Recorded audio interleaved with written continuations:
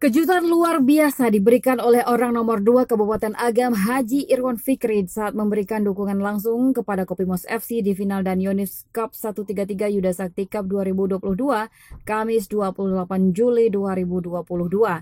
Diceritakan Irwan Fikri dia dihubungi langsung oleh bawahannya di salah satu OPD terkait permintaan dari manajemen Kopimos untuk hadir menyaksikan partai final Yuda Sakti Cup.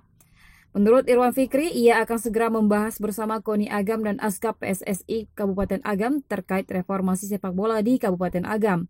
Secara keseluruhan, di Kabupaten Agam, pemerintah daerah harus memikirkan serta menemukan strategi agar anak kemenakan bisa lebih berkembang lagi sehingga mereka bisa hadir di kompetisi elit daerah dan nasional.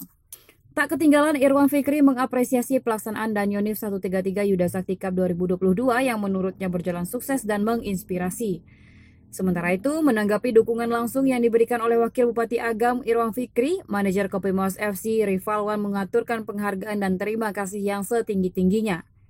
Rivalwan juga berharap dengan munculnya pemimpin di daerah Kabupaten Agam mulai kembali memperhatikan sepak bola Kabupaten Agam dapat membawa angin segar serta secerca harapan baru.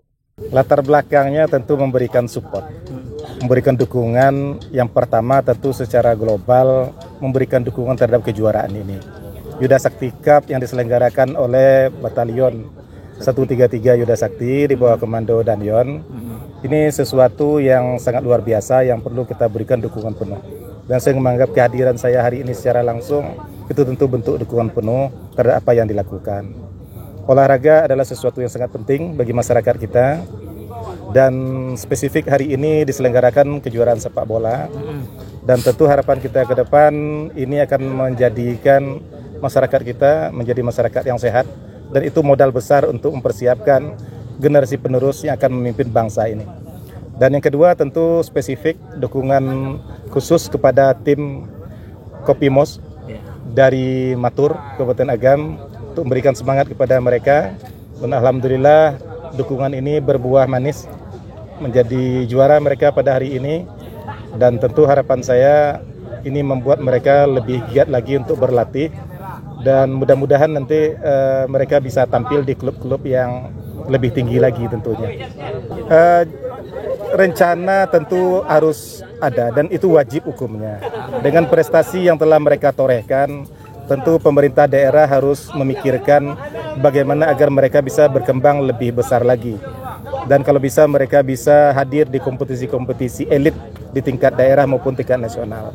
Nah ini tentu jadi bahan diskusi kami dengan Ketua KONI, bahan diskusi kami dengan Ketua PSSI Agam yang pada hari ini kalau dari informasi belum begitu sempurna rasanya PSSI Agam pada hari ini untuk berkontribusi karena mungkin apakah karena vakum selama COVID atau bagaimana.